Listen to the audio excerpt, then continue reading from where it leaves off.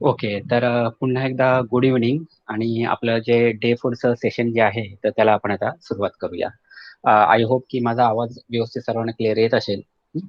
आजपासूनचे पुढचे जे काही सेशन असणार आहे तर ते सर्व प्रॅक्टिकल बेस आपले असणार आहेत. मागचे जे 3 दिवस आपण वेळ घेतला तर त्याच्यामध्ये अकाउंटिंगचे जे काही कॉन्सेप्ट होत्या तर त्या आपण व्यवस्थितरित्या क्लिअर करून घेतलेले आहेत. त्यातील शब्दांचे जे अर्थ होते ते समजून घेतले.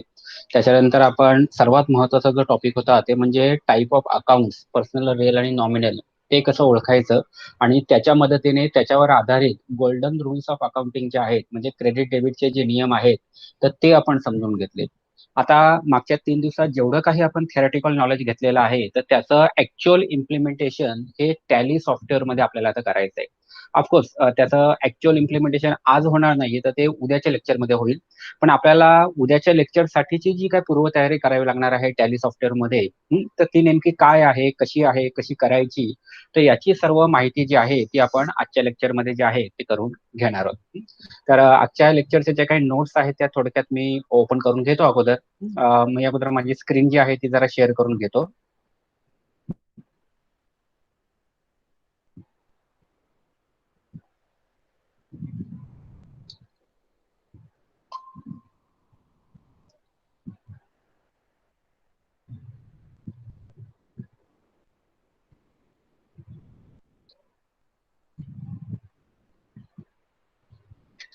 ओके. तर आजपासून आपल्याला प्रॅक्टिकल सर्व करायचं आहे. त्याच्यामुळे मग त्याच्या ज्या प्रॅक्टिकलच्या रिलेटेड नोट्स आहेत त्या मी पॉवर पॉईंटमध्ये तयार केलेल्या नाहीये. तर ते वर्डची एक फाईल आहे त्याच्यामध्ये तयार केलेत. आणि ह्या नोट्स जे आहेत त्या लेक्चर झाल्यानंतर मी लेक्चर लगेच आपल्या ग्रुप जो आहे टॅलीचा तर त्याच्यामध्ये शेअर करेन की जेणेकरून तुम्ही जर घरी टॅली इन्स्टॉल करून ठेवलेला असेल तर त्याच्यामध्ये सुद्धा तुम्हाला लगेच प्रॅक्टिस करता येईल. यातील पहिला मुद्दा जो होता तो काल आपण थोडा कव्हर केला होता की टॅली इन्स्टॉल आपण कसं करायचं. ओके. आता टॅली इन्स्टॉलेशन करणं त्यासाठी आपण tallysolution.com ह्या वेबसाईटला व्हिजिट केली होती आणि त्या वेबसाईटवरनं आपण टॅलीचं सॉफ्टवेअर कसं डाउनलोड करायचं ते शिकून घेतलं. त्याच्यावरती जी सॉफ्टवेअरची फाईल आहे त्याच्यावरती डबल क्लिक केलं की त्याच्यानंतर नेक्स्ट नावाचं बटन असतं त्याच्यावर क्लिक करून एक दोन वेळेला आणखी नेक्स्ट केलं की टॅली सॉफ्टवेअर आपलं इन्स्टॉल होतं. टॅली सॉफ्टवेअर इन्स्टॉल झाल्यानंतर त्याची एक शॉर्टकट जी आहे ती आपल्याला आपल्या डेस्कटॉपवरती दिसते. ओके. आणि तिथून मग ते सॉफ्टवेअर आपण चालू करू शकतो. पण आजचा जो आपला सर्वात महत्वाचा फोकस आहे तो म्हणजे नेमका काय असणार आहे. तर आज आपल्याला कंपनी क्रिएशनचा जो भाग आहे तो टॅली मधला व्यवस्थित शिकून घ्यायचा आहे म्हणजे क्रिएटिंग कंपनी इन टॅली. सर्वप्रथम आपल्याला ते समजून घ्यायला लागेल आहे कंपनी म्हणजे नेमकं काय असतं. आता एक लक्षात घ्या, जे काही अकाउंटिंगचे फायनान्शियल ट्रान्झॅक्शन एखाद्या बिझनेसचे असणार आहेत तर त्या विशिष्ट बिझनेसचे अकाउंटिंगचे ट्रान्झॅक्शन आपण एका ग्रुपमध्ये ठेवतो. त्या ग्रुपला म्हणायचं ऍक्च्युली तुमची कंपनी. याची जर आपल्याला कंपॅरिझन करायचं झालं म्हणजे टेक्नॉलॉजीच्या भाषेमध्ये तर आपल्याला सर्वांना माहित आहे की समजा माझा एखादा वर्डची फाईल आहे, माझी एक्सेलची फाईल आहे. आता वर्ड किंवा एक्सेलच्या फाईलमध्ये आपण काय करतो तर आपण आपली माहिती साठवून ठेवतो एखाद्या विशिष्ट विषयावरती. सेम प्रकार आपल्या टॅलीमध्ये आहे, फक्त टॅलीमध्ये त्याला फाईल शब्द न वापरता टॅलीमध्ये त्याला कंपनी शब्द वापरला जातो. आणि ते कंपनी शब्द पण साजेच आहे कारण कोणताही बिझनेस आहे त्याला आपण कंपनी च्या नावानेच ओळखण्याचा प्रयत्न करतो. आता ही कंपनी नेमकी कशी तयार करायची तर ती आपली फर्स्ट स्टेप असणार आहे. समजा आपण असं गृहीत धरूया की तुम्ही तुमचा एक स्वतःचा बिझनेस जो आहे तो सुरू केलेला आहे आणि तुमच्या बिझनेसचा जो काही अकाउंटिंगचा रेकॉर्ड आहे तो टॅली सारख्या सॉफ्टवेअरमध्ये तुम्हाला आता मेंटेन करायचा आहे. मग त्या केसमध्ये पहिली स्टेप जी आपल्याला करावी लागेल ती म्हणजे आपल्या बिझनेसच्या नावाची एक स्वतःची कंपनी आहे ती आपल्याला क्रिएट करावी लागेल. त्या कंपनीमध्ये जे काही आपल्याला फीचर्स आहेत ओके तर ते आपल्याला त्या ठिकाणी सेट करून घ्यावे लागतील. आणि त्याच्यानंतर आपल्याला अकाउंट्स तयार करून मग त्या अकाउंट्समध्ये आपल्याला जे काही ट्रान्झॅक्शनचे एंट्रीज आहेत ते करावे लागणार आहेत. आता जे काय मी आता 2 मिनिटापूर्वी बोललो तर ते सर्व करण्यासाठी आपल्याला 2 दिवस लागतील म्हणजे आजचा आणि उद्याचा दिवस. पण आपण 3 टॉपिक जे आहेत ते आज कव्हर करतोय. त्यातला पहिला टॉपिक आता प्रॅक्टिकली आपण घेऊया. तो म्हणजे कंपनी जी आहे ती कशी आपण तयार करायची. चला पाहूया. ओके. जसं तुम्ही आता इथे पाहताय की मी टॅलीचं जे सॉफ्टवेअर आहे ते जरा सुरू करून घेतो.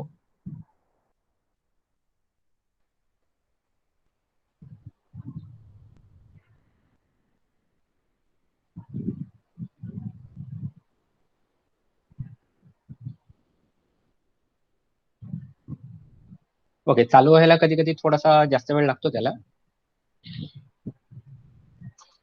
कारण बॅकग्राऊंड ऍक्च्युली तो लायसनिंगचं सर्व डिटेल्स आहे ते ते चेक करतो. आता मी जे सॉफ्टवेअर इन्स्टॉल केलेलं आहे तर माझा जो लायसनिंग सर्व्हर आहे तो ऍक्च्युली कनेक्ट झालेला नाही. त्याच्यामुळे अजून देखील टॅली सॉफ्टवेअर जे आहे ते लायसन मोडमध्ये नाहीये. तर मी काय करतो आता, आपल्याला शिकण्यासाठी लायसनची तशी गरज नसते. तर त्यासाठी मी काय करतो, या ठिकाणी आपल्याला एक जे ऑप्शन दिलेलं आहे ज्याचं नाव आहे वर्क एज्युकेशन मोड. तर ह्या वर्क एज्युकेशन मोडची निवड करायची. तुम्ही सुद्धा तुमच्या घरातल्या कॉम्प्युटरवरती जेव्हा टॅली इन्स्टॉल करणार आहात आणि त्याचा वापर करणार आहात तर तुम्हाला सुद्धा ही सेम स्क्रीन येणार आहे. तर ह्या स्क्रीनवरती तुम्हाला पुन्हा तिथे सुद्धा वर्क इन एज्युकेशन मोड हे ऑप्शन निवडायचं आहे. ओके. आता टॅली सॉफ्टवेअर जे आहे ते आपलं चालू झालेलं आहे. आता सॉफ्टवेअर चालू झाल्यानंतर तुम्हाला दोन प्रकारच्या विंडोज आहेत ते पाहायला मिळतात. दोन प्रकारच्या विंडो म्हणजे नेमकं काय, तर राईट साईडला तुम्हाला इथे दिसतंय बघा की गेटवे ऑफ टॅली असा एक मेनू दिसतोय आपल्याला. Okay, gateway of tally. आता कदाचित तुम्ही जेव्हा तुमच्या घरामध्ये टॅली चालू करणार आहात तर तुम्हाला कदाचित तिथे गेटवे ऑफ टॅली मेनू दिसणार नाही.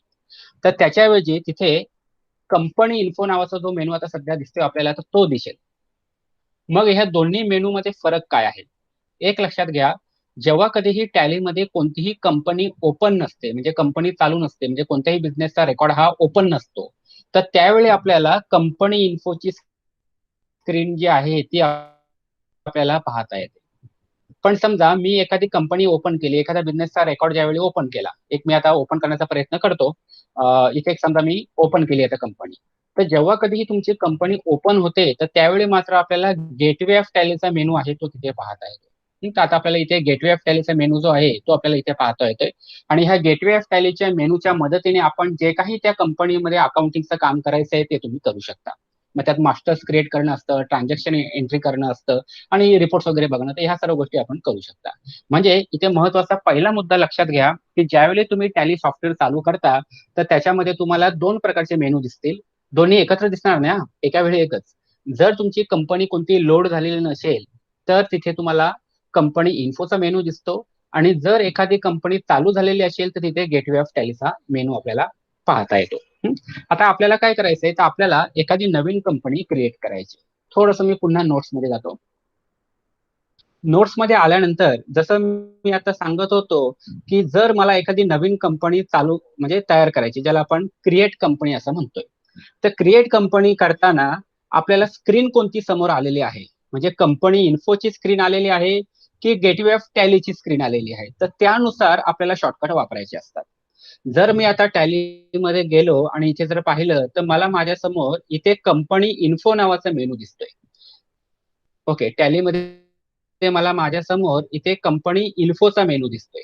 कंपनी इन्फोचा मेनू मध्येच तुम्हाला तिथे खाली ऑप्शन दिलेला आहे क्रिएट कंपनी. म्हणजे तुम्हाला जी काही तुमची कंपनी आहे ती इथे तुम्ही क्रिएट करू शकता. पण मला समजा एखादी कंपनी अगोदरच क्रिएट झालेली असेल किंवा ती कंपनी अगोदरच ओपन असेल, ओके, तर तिथे मात्र काय होणार आहे, म्हणजे आता उदाहरण आपण एक घेऊया. मी एक कंपनी ओपन करून घेतो, म्हणजे त्यासाठी मी सिलेक्ट कंपनीमध्ये जातो आणि एखादी कंपनी समजा ओपन करतो.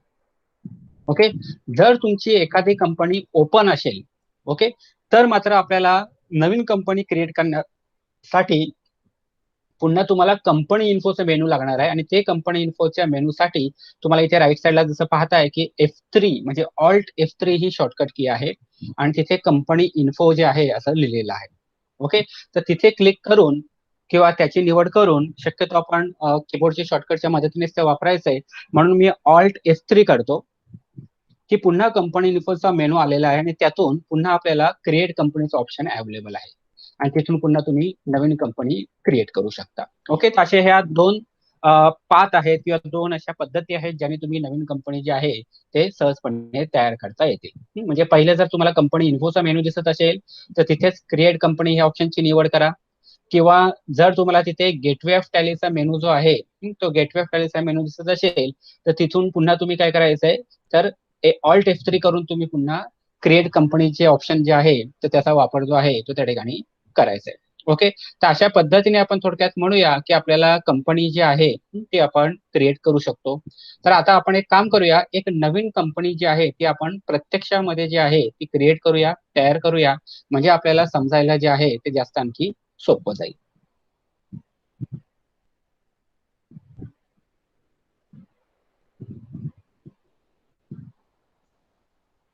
ठीक आहे, तर आपल्या पहिल्या पद्धतीनुसार मी जातो. समजा माझ्यासमोर जर कंपनी इन्फोचा मेनू दिसत असेल आणि मला जर आता नवीन कंपनी क्रिएट करायची असेल, तर मी क्रिएट कंपनी ह्या ऑप्शनची निवड करतो. कोणत्याही ऑप्शन मध्ये तुम्हाला नेहमी जर पाहिलं तर एखादा अक्षर जे आहे ते रेड कलर मध्ये दिसतंय. त्या रेड कलरचा अर्थ असा आहे की ते एक प्रकारची तुमची शॉर्टकट आहे. ओके ओके, एक मिनिट सर.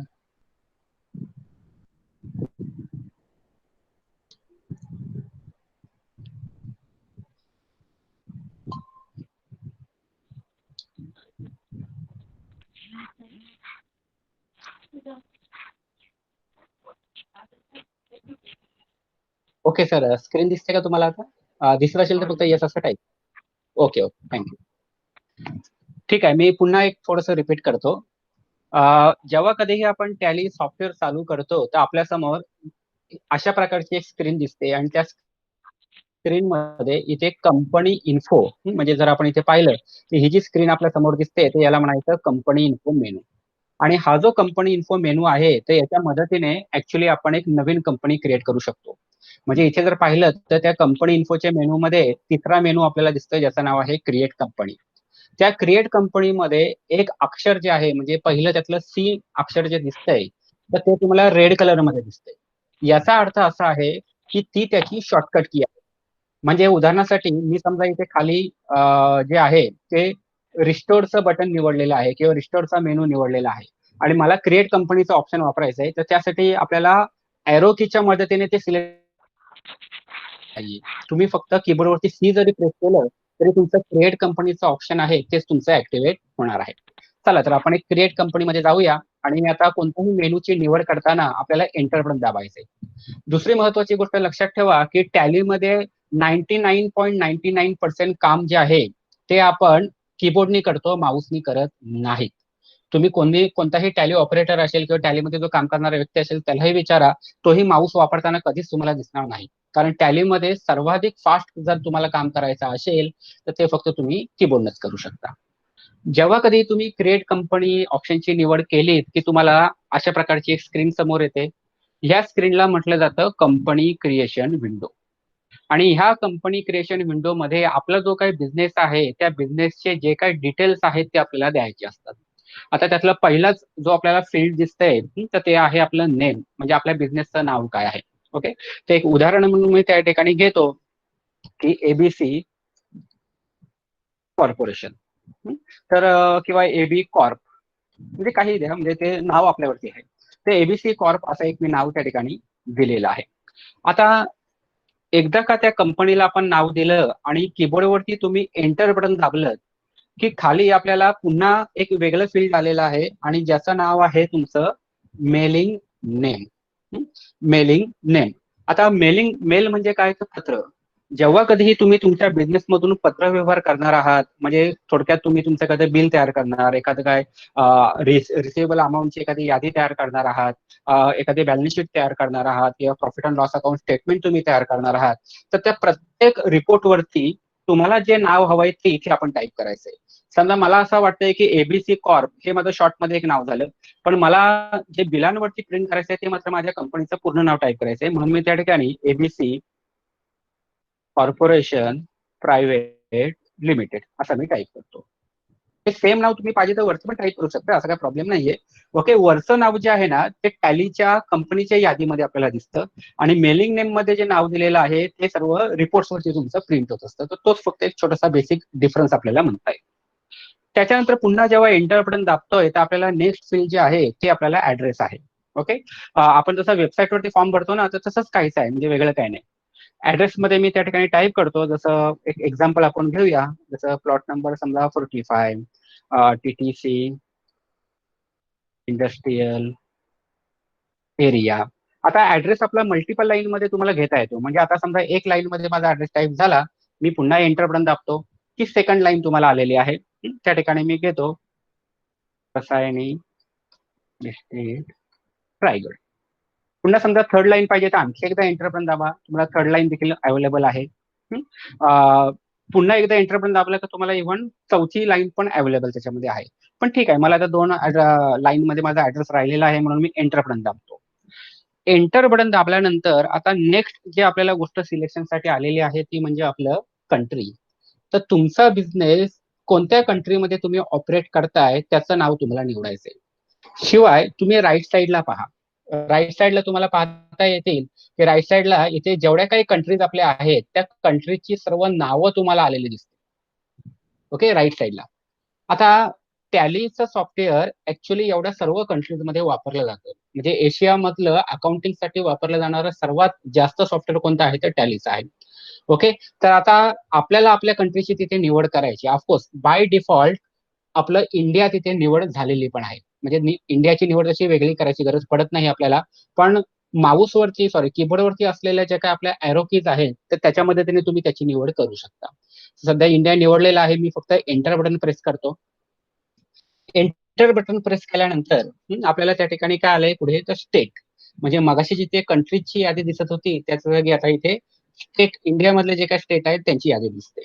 आता इथे मात्र थोडासा प्रॉब्लेम कदाचित विद्यार्थ्यांना वाटतो की आता आपला महाराष्ट्राचं समजा नाव निवडायचंय, पण महाराष्ट्राचं नाव पाहिलं तिथे बरंच खाली आहे आणि एरो कीनी जर खाली यायचं म्हटलं तर प्रॉब्लेम का होईल.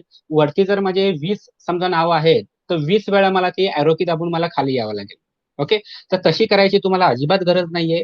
टॅलीमध्ये एक सुंदर असं फीचर आहे, ते म्हणजे काय तर तुम्हाला यातील जे कोणतेही नाव हवंय त्या नावातले फक्त पहिले 2 ते 3 अक्षर टाईप करायचे. म्हणजे मी जर या ठिकाणी पाहिलं तर स्टेटचं नाव जे आहे ते मला हवंय. ओके, सध्या तिथे नॉट ऍप्लिकेबल असं दिसतंय. मी काय करतो, एम टाईप करतो. एम टाईप केल्यावरती राईट साईडला काय झालं बघा. एम ने सुरू होणारे जेवढे काही स्टेट्स आहेत तर त्यांची नावं आपल्याला तिथे ऑटोमॅटिक ब्ल्यू कलर मध्ये हायलाइट झालेली आहेत. मी पुन्हा ए दाबतो. ए दाबल्यावर पुन्हा ती लिस्ट जराशी कमी झाली आणि तिथे फक्त एम ए ने सुरू होणारे फक्त आता 3च नावं हायलाइट दिसतात. मी पुन्हा एच प्रेस करतो. आता एम ए एच ने सुरू होणारं फक्त महाराष्ट्र हे एकच स्टेट आहे, एकच राज्य आहे. त्यामुळे तेच तिथे आता ऑटोमॅटिक सिलेक्ट झालं आणि मी एंटर बटन दाबतो. तर आपल्याला टॅलीमध्ये जेव्हा कधीही लिस्टमधून काही निवडायचं असेल तर तुम्हाला ते ॲरोकीच्या मदतीने काही निवडायची गरज नाहीये. तुम्ही त्यातले पहिले 2-3 अक्षर टाईप करा की बाकीचं ऑटोमॅटिक निवडलं जाईल. त्याच्यानंतर आपल्याला पुढचं विचारलेलं आहे पिनकोड. तर त्या ठिकाणी पिनकोड जो आहे तुम्ही एक्झाम्पलसाठी एंटर करतो. पुन्हा एंटर पण दाबतो की सेकंड सेक्शन तुमचं कंपनी क्रिएशन मधलं आहे, ज्याच्यामध्ये आपल्याला आपल्या बिझनेसचे सर्व कॉन्टॅक्ट डिटेल्स द्यायचे. म्हणजे आपला बिझनेसचा समजा काही फोन नंबर आहे तर फोन नंबर जो आहे तो आपण त्या ठिकाणी घेऊया. मोबाईल नंबर पाहिजे असेल तर मोबाईल नंबर आपण त्या ठिकाणी घेऊ शकतो. आपला फॅक्स नंबर असेल तर तो एंटर करता. पण समजा यातलं एखादं फील्ड नसेल एंटर करायचं, फॅक्स माझ्या बिझनेसमध्ये नाहीच आहे, मग डायरेक्ट एंटर दाबून तुम्ही पुढे जाऊ शकता. ओके, त्याच्यानंतर ईमेल आहे आपलं. तर आपला क्लासेस आपण टाकूया सध्या एक्झाम्पल म्हणून. ओके, त्याच्यानंतर आपली वेबसाईट आहे तर वेबसाईट टाकू शकता. ओके, म्हणजे अशा प्रकारे आपल्याला कॉन्टॅक्ट डिटेल्स सर्व टाकायचे. त्याच्यानंतर पुन्हा मी एंटर बटन दाबतो की राईट साईडला तुम्हाला इथे आता सर्वात महत्वाची गोष्ट जी अकाउंटिंगच्या दृष्टिकोनातून आहे ती समोर आलेली आहे, ती म्हणजे books and financial year details. Okay, तर books and financial year details, तर हे एक महत्वाचे सर्वात जास्त सेटिंग आपल्याला त्या ठिकाणी करायचे. आता ही सेटिंग म्हणजे नेमकं काय ते जरा समजून घेऊया. अकाउंटिंगसाठी जो पिरियड असतो तो 1 एप्रिल पासून ते 31 मार्च पर्यंत असतो. मला वाटतं याची कल्पना तुम्हाला देखील सर्वांना नक्की असेल. जनरली आपलं जे वर्ष सुरू होतं ते 1 जानेवारीला होतं, पण अकाउंटिंगचं वर्ष जे सुरू होतं ते तुमचं 1 एप्रिलला सुरू होतं आणि संपतं ते 31 मार्चला. ओके, त्यामुळे कंपनी क्रिएट करताना टॅली एक प्रकारे आपल्याला विचारतंय की तुम्हाला जो बिझनेसचा तुमचा रेकॉर्ड तयार करायचा आहे आणि त्या रेकॉर्डवर आधारित जी काय तुम्हाला बिझनेसची बॅलन्स शीट नंतर तयार करायची, ती बॅलन्स शीट कोणत्या फायनान्शियल इयरसाठी तुम्हाला तयार करायची. आता इथे जी सध्या आपल्याला तारीख दिसते ती कोणती दिसते तर 1/4/2020. 2020 का दिसतंय कारण सध्या आपलं करंट इयर जे चालू आहे ते 2020च चालू आहे.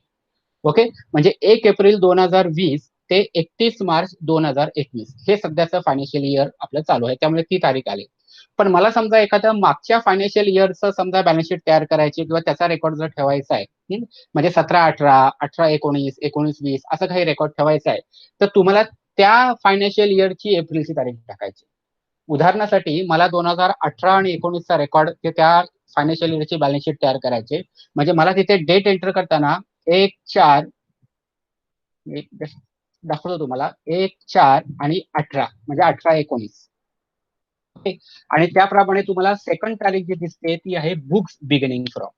आता ही तारीख आणि फायनान्शियल इयर बिगिनची तारीख ही शक्यतो आपण सेम ठेवायची असते. मग हे दिले कशासाठी तर तेही समजावून सांगण्याचा प्रयत्न करतो. आता समजा फायनान्शियल इयर तर आपलं 1 एप्रिलला चालू होतं, 1 एप्रिल ते 31 मार्च. पण प्रत्येक जण जेव्हा बिझनेस सुरू करतो तो काही 1 एप्रिलला करत नाही. मी उदाहरणासाठी माझा एखादा बिझनेस जो सुरू केला तर तो केला समजा 10 जून मध्ये. ओके, 10 जूनला मी चालू केला. म्हणजे माझ्याकडे जो काही अकाउंटिंगचा रेकॉर्ड असेल माझ्या बिझनेसचा तो 10 जून पासून असणार आहे. म्हणजे त्यालाच ऍक्च्युली अकाउंट बुक्स असं आपण म्हणतो. ओके. मग ते 10 जूनची जी तारीख आहे ती मी इथे टाकणं अपेक्षित आहे. पण प्रॅक्टिकली बिझनेस सुरू होण्याची तारीख कोणी तिथे टाकत नाही. प्रॅक्टिकली आपण सेम फायनान्शियल इयरची तारीख आहे ती तिथे टाकतो. ओके. त्याच्यानंतर एंटर बटन दाबलं की आपल्याला पुढे आलेला आहे सिक्युरिटी कंट्रोल. मी आता याच्यामध्ये जास्त जात नाही कारण हा खूपच टेक्निकल विषय आहे. त्यामुळे हे स्किप करायचंय. स्किप करण्यासाठी फक्त एंटर बटन दाबत राहायचं. आणि सर्वात खाली आपण आता आलेलो आहोत त्याचं नाव आहे बेस करन्सी इन्फॉर्मेशन. आता बेस करन्सी इन्फॉर्मेशन जे आहे ते म्हणजे नेमकं काय, तर आपल्याला करन्सी म्हणजे माहित आहे की आपल्याला चलन त्याला आपण म्हणतो ऍक्च्युली. तर तुमचं जे चलन आहे म्हणजे जसं आपल्या इंडियाचं चलन आहे रुपीज, तर रुपीज मध्ये पैसे मोजतो. तर त्याच्या सर्व सेटिंग दिलेल्या आहेत. आणि ह्या सर्व सेटिंग आपण जेव्हा कंट्री निवडली होती तर त्यानुसार त्या ऑटोमॅटिक आलेल्या आहेत. आणि आपल्याला याच्यात काही चेंज करण्याची गरजच नाहीये. म्हणजे त्यातलं एखादी सेटिंग समजा तुम्ही सांगण्याचा मी प्रयत्न करतो. जसं फॉर्मल नेम जे आहे ते INR आहे. म्हणजे इंडियन नॅशनल रुपी. कारण इंटरनॅशनली ज्यावेळी आपण बिझनेस करतो तिथे आपण रुपीज लिहित नाही, तिथे INR लिहिलं जातं. त्याच्यानंतर suffix symbol with the amount no. आपण अमाऊंट आणि जे रुपीजचं चिन्ह असतं ते नेहमी सेपरेट लिहितो. Add space between amount and symbol, yes. कारण आपण जे अमाऊंट लिहितो आणि रुपीजचं चिन्ह लिहितो त्याच्यामध्ये एक रिकामी जागा नेहमी सोडतो. Show amount in millions, no. आपण मिलियन मध्ये पैसे मोजत नाही. 1 मिलियन म्हणजे जसं 10 लाख आपण म्हणतो, तर आपण 10 लाखाच्या पटीमध्ये पैसे मोजत नाहीत. आपण आपल्या देशामध्ये काय करतो की समजा 100 असतील म्हणजे 100 मध्ये, त्याच्यानंतर मग हजारामध्ये, हजारानंतर लाखामध्ये, आणि लाखानंतर डायरेक्ट आपला करोड असतो. पण जेव्हा वेस्टर्न कंट्रीजमध्ये आपण जातो तर तिकडे ते मिलियन्स मध्ये पैसे मोजतात, म्हणजे 10 लाखाच्या पटीमध्ये पैसे मोजतात, म्हणून ते नो आहे. त्याच्यानंतर राईट साईडला जर आपण पाहिलं तर इथे नंबर ऑफ डेसिमल प्लेसेस 2 आहेत. कारण डेसिमल प्लेसेस म्हणजे काय, तर आपण डॉटच्या पुढे जी संख्या लिहितो त्याला डेसिमल म्हणतो. आणि डॉटच्या पुढे जी संख्या लिहितो त्याचा आपण उल्लेख कसा करतो, तर पैसे करतो. बरोबर आहे. आणि ते किती पैशामध्ये मोजतो, तर 2 पैशामध्ये मोजतो. म्हणजे ह्या सर्व आपल्या बेस करन्सी इन्फॉर्मेशनच्या सर्व सेटिंग्स आहेत. म्हणजे आपण केलं काय, तर कंपनी क्रिएशन विंडो ओपन करून त्याच्यात आपण जी काय माहिती हवी होती ती आपण भरून घेतली. आणि माहिती भरून झाल्यानंतर जेव्हा मी आता एंटर बटन दाबून पुढे जायचा प्रयत्न करतो तर मला एक छोटीशी विंडो जी आहे ती खाली आलेली आहे, हे बघा. ओके, एक छोटीशी विंडो आलेली आहे ज्याचं नाव आहे ऍक्सेप्ट. म्हणजे ते ऍक्सेप्ट असं लिहून आलंय. आणि त्या ऍक्सेप्ट मध्ये यस किंवा नो असं आपल्याला दिसतंय. ओके, यस किंवा नो असं दिसतंय. याचा अर्थ थोडक्यात काय, तर ही जी काय आपण एक प्रकारे कंपनी क्रिएशन विंडो मध्ये माहिती भरून घेतलेली आहे तर ती तुम्हाला ऍक्सेप्ट करायची आहे का, मान्य करायचं आहे का, असं तो विचारतोय आपल्याला, म्हणजे टॅली विचारतोय. आता आपल्याला माहिती आहे की ते ऍक्सेप्ट करायचंच आहे, आपल्याला नवीन कंपनी क्रिएट करायचीच आहे. ओके. म्हणून तुम्ही कीबोर्डवरती एंटर बटन दाबू शकता यस करण्यासाठी, किंवा कीबोर्डवरती वाय बटन पण दाबू शकता. दोघांपैकी, पण शक्यतो एंटर सर्वजण प्रिफर करतात. मी देखील एंटर बटन दाबतो. आणि एंटर बटन दाबलं की आपली कंपनी क्रिएट होणार आहे. ओके. तर माझा फक्त प्रश्न तुम्हाला सर्वांना एक आता असा आहे की ही जी काय कंपनी क्रिएशनची विंडो दिसते तर ती लक्षात आली का तुमच्या, त्याच्यामध्ये जी काय माहिती भरली ती देखील लक्षात आलेली आहे का? जरा आलेलं असेल लक्षात तर यस करा. त्यातला एखादा मुद्दा नसेल समजला किंवा अधिक माहिती काय हवी असेल तर मला विचारा, मग मी तसं सांगतो.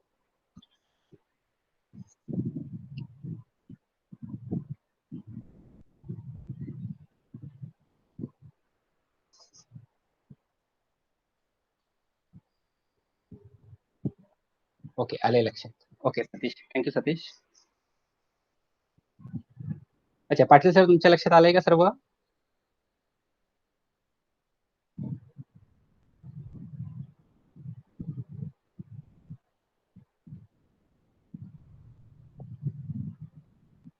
Okay, yes but okay okay, करतो मी रिपीट.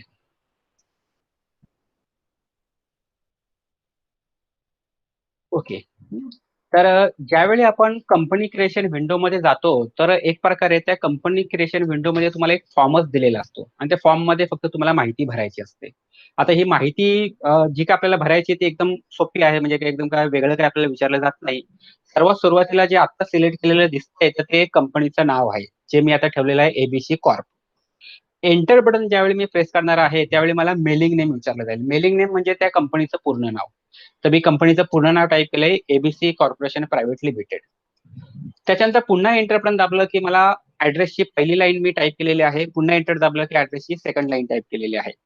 पुन्हा एंटर बटन दाबलं की थर्ड लाईन मला तो टाईप करायला सांगतोय. पण माझ्याकडे थर्ड लाईन एवढा मोठा ऍड्रेसच नाहीये. त्यामुळे एखादं जर फील्ड जर तुम्हाला स्किप करायचं असेल तर आणखी एकदा एंटर बटन दाबा, म्हणजे स्किप करून पुढे जाऊ शकता. त्याच्यानंतर पुढचं फील्ड आहे समजा कंट्री, आणि ते कंट्री मला निवडायचं आहे. तर राईट साईडला मगाशी दाखवल्याप्रमाणे इथे आपल्याला सर्व कंट्रीची यादी जी आहे ती आलेली आहे. इथे जर आपण पाहिलं तर सर्व कंट्रीची यादी जी आहे ती आपल्याला पाहता येते. ओके. या यादीतून तुम्हाला जे कोणतीही कंट्री निवडायचं असेल तर ते तुम्ही सहजरित्या त्या ठिकाणी त्याचं सिलेक्शन करून निवडू शकता. सिलेक्शन करण्यासाठी फक्त एंटर बटन दाबायचंय. ओके. जसं मी आता इथे समजा इंडिया जे आहे त्याचं सिलेक्ट करून एंटर बटन दाबतो. कंट्री बरोबर आता नेक्स्ट जे सिलेक्शनला आपल्याला आलेलं आहे ते आहे महाराष्ट्र. बऱ्याचदा होतं काय की महाराष्ट्र ते खाली असल्यामुळे वरचं जे पहिलं ऑप्शन असतं ते बाय डिफॉल्ट सिलेक्ट झालेलं असतं.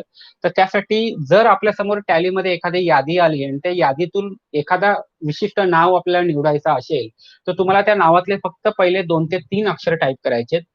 ती टाईप केलं की ते नाव ऑटोमॅटिक सिलेक्ट होतं. जसं मी इथे MAH टाईप केलं तर काय झालं बघा, यादीमध्ये राईट साईडला MAH ने सुरू होणारं नाव ऑटोमॅटिक सिलेक्ट झालं, म्हणजे महाराष्ट्र, आणि त्याची मी निवड करून एंटर बटन दाबून मी पुढे जाऊ शकतो. ते हे थोडंसं लक्षात ठेवूया. त्याच्यानंतर पिनकोड आहे, जे काही आपल्याला कॉन्टॅक्टचे डिटेल्स आहेत ते आपण टाकून घेतलेले आहेत. आता विद्यार्थी म्हणून तुमच्या मनामध्ये कदाचित हा प्रश्न येऊ शकतो की सर ते हे सर्वच माहिती भरणं कंपल्सरी आहे का? ओके.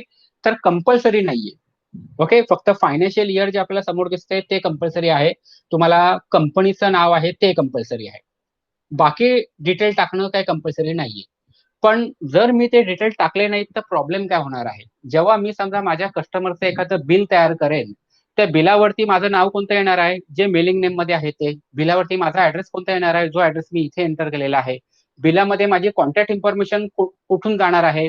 तर बिलामध्ये कॉन्टॅक्ट इन्फॉर्मेशन इथे जी एंटर केलेली आहे ती तुमची येणार आहे. ओके. म्हणून ती माहिती पूर्ण भरलेली असणं गरजेचं आहे.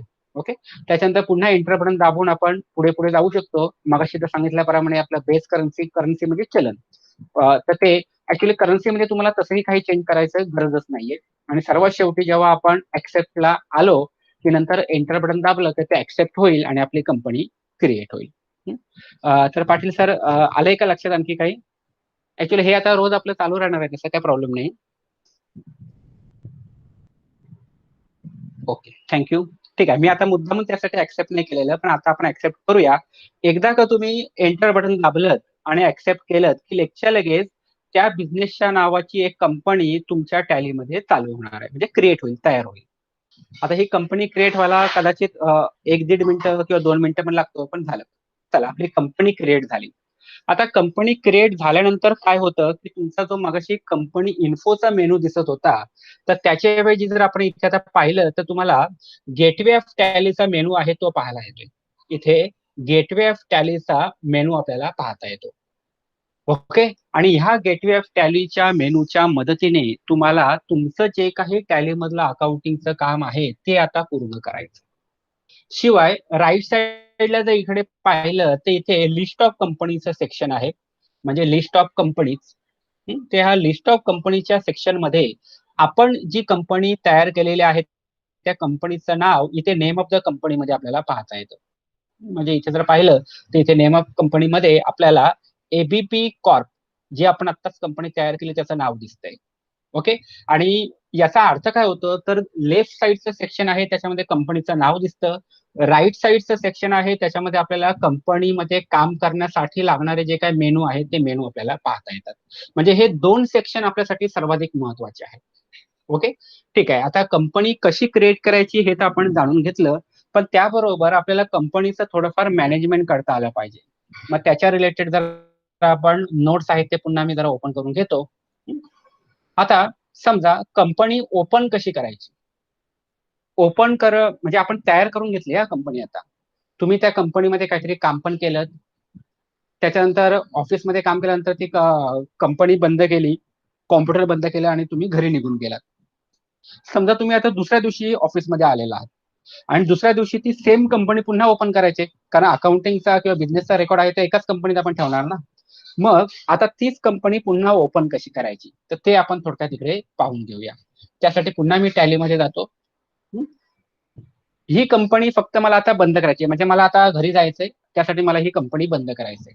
तर कंपनी बंद करण्यासाठी राईट साईडला जर तुम्ही तिथे गेलात, तर जे काय आपल्याला बटन दिलेले आहेत, ओके, राईट साईडला, तर तुम्हाला तिथे सिलेक्ट कंपनी आणि शट कंपनी असे दोन पहिले बटन दिसत आहेत. त्यातलं दुसरं जे नाव आहे त्याचं नाव आहे शट सीएमपी. सीएमपी म्हणजे कंपनी. तर मला तिथे शट म्हणजे बंद करणं, त्यासाठी शट सीएमपी ह्या बटनाचा वापर करायचा आहे. आता टॅलीमध्ये गंमत काय आहे पहा, की तुम्हाला शॉर्टकटने काम करायचंय. जर तुम्ही तिथे नीट निरखून पाहिलं तर सिलेक्ट सीएमपीच्या समोर पण F1 दिसतंय आणि शट सीएमपीच्या समोर सुद्धा F1 दिसतंय. म्हणजे F1 ही शॉर्टकट की आहे. आपल्या कीबोर्डवरच्या ज्या फंक्शन की असतात सर्वात वरती, तर त्याच्या मदतीने आपल्याला हे काम करायचंय. पण आता जर F1 दाबलं तर अ, दो एकच शॉर्टकट की दोघांना कशी लागू होणार. म्हणून जर तुम्ही निरखून पाहिलं तर लक्षात येईल की शट सीएमपी नावाचं जे बटन आहे त्यातला जो F1 आहे त्याच्या खाली एक सिंगल अंडरलाईन आहे. आणि त्या सिंगल अंडरलाईनचा अर्थ काय होतो, तर तिथे आपल्याला ऑल्ट F1 असं प्रेस करायचंय. म्हणजे तुम्हाला बऱ्याचदा तिथे अगदी पुन्हा एक दुसरं उदाहरण खाली पण घेता येईल डेट आणि पिरियडसाठी. तिथे पुन्हा F2 शॉर्टकट कीच आहे, पण सेकंड F2 आहे त्याला एक अंडरलाईन आहे, सिंगल अंडरलाईन. म्हणजे इथे एक महत्वाची गोष्ट जी तुम्हाला आता लक्षात घ्यायची, जेव्हा कधीही शॉर्टकटच्या खाली सिंगल अंडरलाईन असेल त्यावेळी तुम्हाला ऑल्ट बटन प्रेस करायचंय. पण काही शॉर्टकटच्या खाली, जसं इथे आता कंट्रोल सेंटरची एक शॉर्टकट की आहे, तर कंट्रोल सेंटरच्या शॉर्टकट जी दिलेली दिसते ती के दिसते, पण केच्या खाली तुमची काय आहे तर डबल अंडरलाईन आहे. आणि डबल अंडरलाईनचा अर्थ होतो की कीबोर्डवरचं कंट्रोल बटन प्लस तुमचं के बटन दाबून तुम्हाला ती शॉर्टकट की तयार करायची. म्हणजे सिंगल अंडरलाईन असेल तर ऑल्ट प्लस ते बटन, डबल अंडरलाईन असेल तर कंट्रोल प्लस ते बटन. अशा पद्धतीने आपण शॉर्टकट की वापरायचे.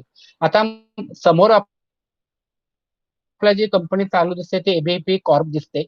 मला ही कंपनी बंद करायचंय, त्याच्यासाठी शॉर्टकट की जी मला इथे दिसते ती आहे शट सीएमपी आणि त्याची शॉर्टकट की समोर लिहून ठेवलेली आहे ऑल्ट F1. म्हणजे मी कीबोर्डवरती आता ऑल्ट F1 अशी की प्रेस करतो. काय झालं बघा, कंपनी माझी बंद झाली. आणि जशी कंपनी बंद झाली तशीच राईट साईडला माझा गेटवे ऑफ टॅलीचा जो मेनू होता तो सुद्धा बंद झाला. कारण गेटवे ऑफ टॅलीचा मेनूचा वापर कधी होणार आहे, जेव्हा कंपनीमध्ये आपण काही अकाउंटिंगचं काम करणार तेव्हा. जर माझी कंपनीच आता चालू नाही तर गेटवे ऑफ टॅलीचा मेनू पण तुम्हाला ऑटोमॅटिक जाणार ना. सोपं आहे. पण गेटवे ऑफ टॅलीचा मेनू गेल्यानंतर त्याच्या जागी आपल्याला आता दिसते कंपनी इन्फोचा मेनू. आणि त्या कंपनी इन्फो मधलं आत्ताच आपण थोड्या वेळापूर्वी क्रिएट कंपनीचा ऑप्शनचा वापर केला होता. पण जर माझी एखादी कंपनी अगोदरच मी क्रिएट करून ठेवलेली आहे, जसे एबीसी कॉर्प नावाची कंपनी माझी अगोदरच तयार होती, मग मला तीच कंपनी पुन्हा ओपन करायची दुसऱ्या दिवशी. म्हणून मी सिलेक्ट कंपनी ह्या ऑप्शनची म्हणजे पहिल्या ऑप्शनची निवड करतो. मी पुन्हा एंटर बटन दाबतो. एंटर बटन दाबल्यानंतर काय होणार आहे, टॅलीनी माझ्या समोर टॅली सॉफ्टवेअरमध्ये जेवढ्या काही कंपनी मी तयार करून ठेवलेल्या आहेत त्यांची यादी त्यांनी मला आता तो दाखवतो. ओके. आणि त्या यादीतून आपल्याला जी कंपनी हवी आहे ती आपण तिथे निवड करायची. समजा मी असं गृहीत धरतो की जी पहिलीच कंपनी दिसते आपल्याला एबीसी कॉर्प, ती कंपनी मला ओपन करायची, किंवा खाली समजा रेनबो ट्रेडर्स नावाची एखादी कंपनी आहे ती ओपन करायची. तर तुम्हाला कंपनीची निवड करायची कशी, तर तुम्हाला एरो कीच्या मदतीने कंपनीची निवड करायची. कीबोर्डवरती ज्या बाण असलेल्या की असतात ज्याला आपण एरो की म्हणतो, तर अप आणि डाऊन एरो की तुम्ही वापरा आणि त्यातली जी कोणती कंपनी हवी ती ओपन करा. तर मी पुन्हा एबीसी कॉर्प ह्या कंपनीचं नाव निवडतो आणि मी एंटर बटन प्रेस करतो. काय झालं बघा, कंपनी पुन्हा तुमची ओपन झालेली आहे. आणि जशी कंपनी ओपन झाली लगेचच्या लगेच तुम्हाला कंपनीमध्ये काम करण्यासाठी लागणारा गेटवे ऑफ टॅलीचा मेनू सुद्धा उपलब्ध झालेला आहे. ओके. म्हणजे इथे दोन गोष्टी आपण शिकून घेतल्या. एक तर कंपनी क्रिएट कशी करायची, कंपनी शट कशी करायची म्हणजे बंद कशी करायची, आणि कंपनी पुन्हा ती ओपन कशी करायची. हं? याच्यात काय डाऊट असेल तर प्लीज विचारा, तो आपण क्लिअर करू आणि मग आपण पुढच्या टॉपिक कडे जाऊया. ओके, म्हणजे आपण कंपनी ओपन करणं आणि कंपनी शट करणं, तर ह्या दोन गोष्टी ज्या आहेत ते आपण क्लिअर करून घेतलेले आहेत. आता ह्या नोट्स मध्ये मी स्टेप वाईज थोडंसं द्यायचा प्रयत्न केलेला आहे. ह्या नोट्स नंतर व्हॉट्सअपमध्ये मी शेअर करतो तुमच्या बरोबर, म्हणजे तुम्हाला देखील घरी प्रॅक्टिस करताना जास्त अडचण येणार नाही. ठीक आहे, एक आपण पुढचं टॉपिक आता थोडस घेऊया. तर कंपनी फीचर्स युझिंग F11. आता याची जर कंपॅरिझन करायचं म्हटलं तर विद्यार्थ्यांना नेहमी आपल्या फोनचं मी किंवा स्मार्टफोनचं उदाहरण देतो. मार्केटमधून जेव्हा तुम्ही तुमच्यासाठी एखादा नवीन स्मार्टफोन घेऊन येता, त्यावेळी तुम्ही काय करता, त्या स्मार्टफोनमध्ये तुमच्या गरजेनुसार तुम्ही सेटिंग्स लगेच करून घेता. म्हणजे एखादा वॉलपेपर असेल, एखादा रिंगटोन असेल, तर ह्या सर्व गोष्टी ज्या आहेत त्या तुम्ही काय करता, तुमच्या गरजेनुसार किंवा म्हणूया आवडीनुसार म्हणूया तुम्ही सेट करून घेता. तर तसंच काहीसं काम आपल्याला टॅलीमध्ये सुद्धा करायचं असतं. टॅलीमध्ये आपण रेकॉर्ड कसला ठेवतो, तर अकाउंटिंगचा, किंवा आपण बिझनेसचा अकाउंटिंगचा रेकॉर्ड ठेवतो असं म्हणूया. आता प्रत्येक बिझनेस जो आहे तो त्याच्या गरजेनुसार काम करणार आहे. ओके, समजा आता उदाहरणासाठी आपण आपल्या क्लासच उदाहरण घेऊया. आता क्लासमध्ये जे काही विद्यार्थी ऍडमिशन घेतात तर ते माझं इन्कम झालं, किंवा माझा जो बिझनेसचा स्वरूप आहे त्याच्यामध्ये काय आहे, तर मी कोणतीही वस्तू विकत नाहीये, तर मी त्या ठिकाणी सेवा म्हणजे सर्व्हिसेस त्या ठिकाणी सेल करतो. म्हणजे मला वस्तूंचा रेकॉर्ड ठेवण्यासाठीचे लागणारे जे फीचर्स आहेत किंवा वैशिष्ट्य आहेत त्यांची मला गरजच नाहीये. ओके, मग आता हे सर्व जे फीचर्स आहेत ते नेमके काय असतात आणि ते ऑन ऑफ कसे करायचे असतात, तर हेच आपल्याला थोडक्यात आणखी पुढच्या 5 मिनिटात शिकायचंय. तुम्ही जर या ठिकाणी पाहिलं तर त्यासाठी एक शॉर्टकट की आपल्याला दिलेली आहे. थोडस मी त्याला हायलाइट करण्याचा प्रयत्न करतो. ओके, तर ती शॉर्टकट की कोणती आहे, तर F11 फीचर्स नावाची शॉर्टकट की असते. ओके, आता दोन महत्वाच्या शॉर्टकट की असतात टॅलीमध्ये. मी पुन्हा टॅलीमध्ये थोडस जातो.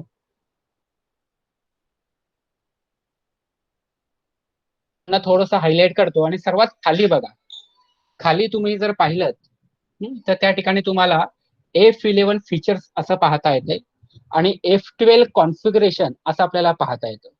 ओके, म्हणजे F11 फीचर्स आणि F12 कॉन्फिगरेशन, त्यातलं F11 चा वापर आहे हा आपल्याला 99% करायचा असतो आणि F12 कॉन्फिगरेशन जे आहे ते आपल्याला हार्डली आपण 1% यूज करतो. आता हे फीचर्स आपल्याला सारखं का लागतं, याची पुन्हा जर कंपॅरिझन करायचं म्हटलं किंवा एखादं प्रॅक्टिकल उदाहरण तुम्हाला समजण्यासाठी द्यायचं म्हटलं तर पुन्हा स्मार्टफोनचं देईन मी. आता तुम्ही स्वतःला आठवून बघा, तुमच्या स्मार्टफोनमध्ये तुम्ही वायफायचं जे कनेक्शन आहे ते दिवसातून कमीत कमी 3-4 वेळा ऑन करता आणि 3-4 वेळा ऑफ करता. म्हणजे जेव्हा तुम्हाला वायफायची गरज आहे त्याला तुम्ही येस करता, जेव्हा गरज नसेल तेव्हा तुम्ही त्याला नो करता. आणि ते येस किंवा नो करण्यासाठी तो फक्त एक पॉइंट असतो, तो आपण असा हलवतो. ओके, तर टॅलीमध्ये सुद्धा तुम्हाला तुमच्या बिझनेसच्या गरजेनुसार किंवा आवश्यकतेनुसार ज्या काही फीचर्स तुम्हाला लागणार आहेत, काही वैशिष्ट्ये लागणार आहेत, तर ते तुम्ही ऑन किंवा ऑफ त्या ठिकाणी करून घ्यायचे असतात. मी या ठिकाणी पुन्हा ते कसं करायचं तर हेच थोडक्यात आपण आता शिकून घेऊया. ओके, आता ओके, तर आता आपण समोर जे पाहतोय ते आपली एबीसी कॉप नावाची कंपनी आहे, ती ओपन आहे आणि त्या कंपनीमध्ये गेटवे ऑफ टॅलीचा मेनू दिसतोय. आणि आता आपल्याला करायचंय काय, तर आता आपल्याला F11 फीचर्स कसे असतात ते जरा पाहायचे. त्यासाठी कीबोर्डवरती मी F11 ही की प्रेस करतो. F11 की प्रेस केल्यानंतर आपल्याला कंपनी फीचर्स नावाची जी विंडो आहे ती समोर आलेली आहे. कंपनी फीचर्सची विंडो समोर आलेली आहे आणि ह्या कंपनी फीचर्स मध्ये 3 वेगवेगळ्या प्रकारचे कॅटेगरीचे फीचर्स आपल्याला दिलेले आहेत. एक दिलेला आहे अकाउंटिंग फीचर्स, दुसरा आहे इन्व्हेंटरी फीचर्स आणि तिसरा आहे स्टॅच्युटरी अँड टॅक्सेशन. ओके, आता आपला जो टॅली फॉर बिगिनरचा कोर्स आहे तर त्याच्यामध्ये आपल्याला जो फोकस करायचा आहे ते अकाउंटिंग वरती करायचं आहे. म्हणजे अकाउंटिंगचं कामकाज कसं करायचं असतं, त्यासाठी आपल्याला जे लागणार आहे ते फक्त अकाउंटिंग फीचर्सच लागणार आहे. म्हणून मी काय करतो, अकाउंटिंग फीचर्स ह्या ऑप्शनची निवड करून पुन्हा एंटर बटन प्रेस करतो की तुमच्या समोर एक पूर्णपणे स्क्रीन जी आहे ती आलेली आहे आणि ह्या स्क्रीन मध्ये वेगवेगळे ऑप्शन्स तुम्हाला दिलेले आहेत. तर हे सर्व ऍक्च्युली तुमचे अकाउंटिंग फीचर्स आहेत. फक्त हे फीचर ऑर्गनाइज करताना त्यांनी एका विशिष्ट हेडच्या अंडर केलेले आहेत. ओके, म्हणजे उदाहरणासाठी इथे जर पाहिलं तर इथे आपल्याला जनरल फीचर्स काही दिलेले आहेत.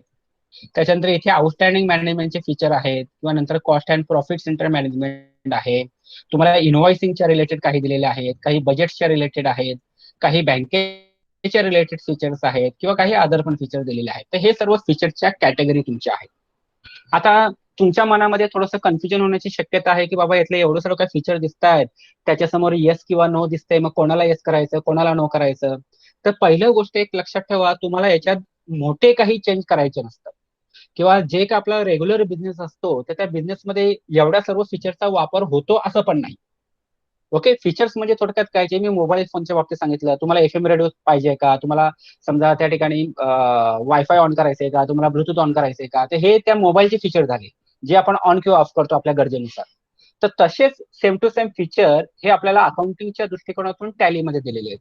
ओके, आता हे फीचर नेमके काम कसे करतात तर ते आपण थोडक्यात जाणून घ्यायचा प्रयत्न करू. तर आपण एक काम करायचंय, आपला जो टॅली फॉर बिगिनरचा कोर्स आहे तर त्याच्यामध्ये फक्त आपल्याला अकाउंटिंग शिकायचंय किंवा अकाउंटिंगचा आपला फोकस असणार आहे.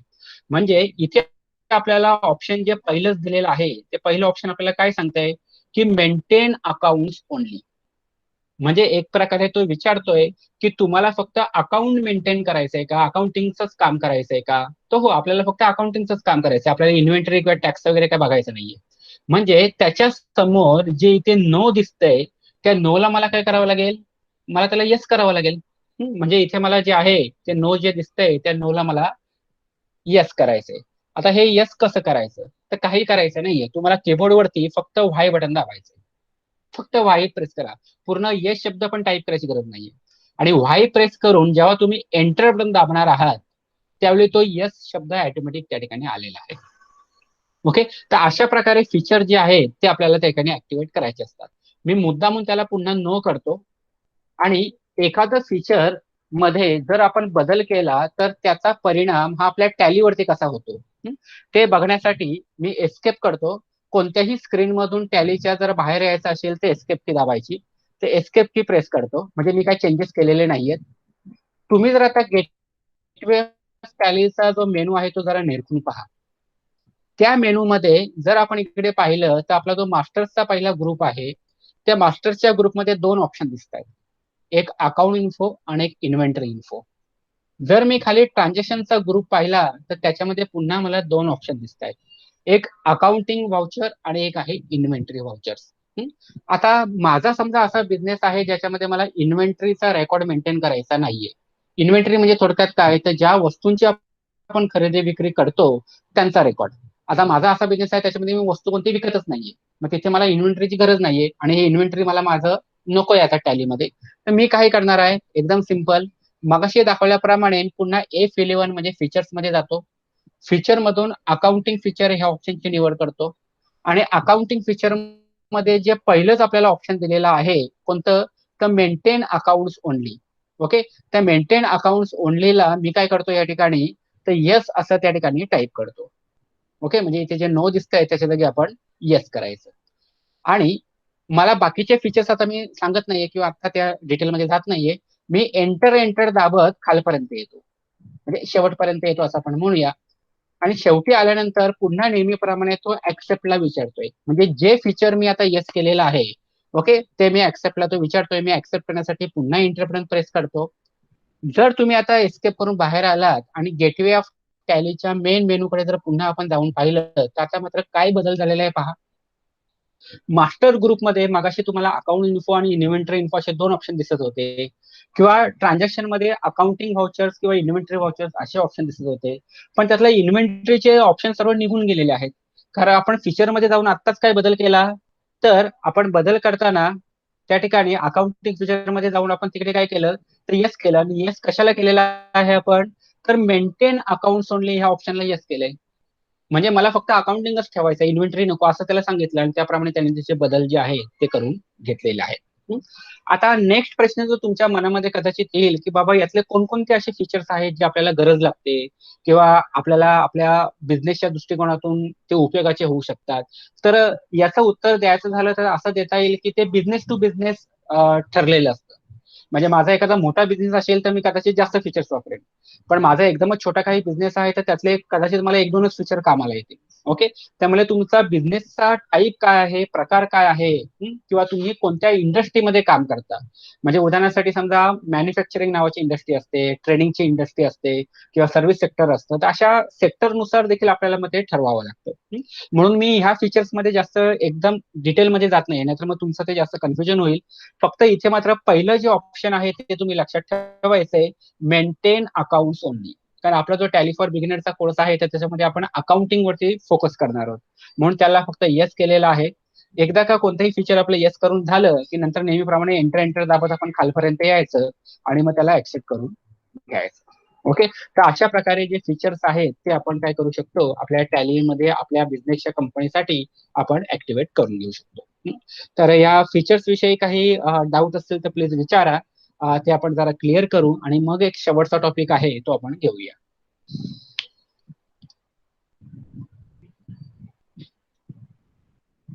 अच्छा, सतीश आणि पाटील सर, काय डाऊट असेल तर प्लीज विचारा.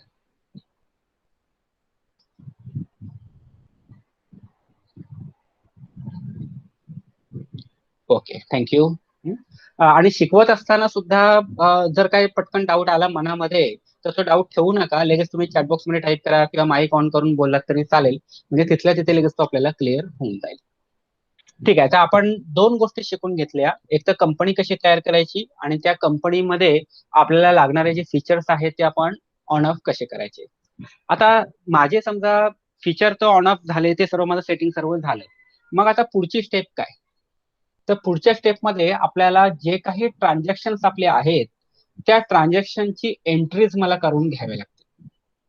पण आता एंट्री करणार तरी कशा, कारण त्याच्यात एक अडचण आहे.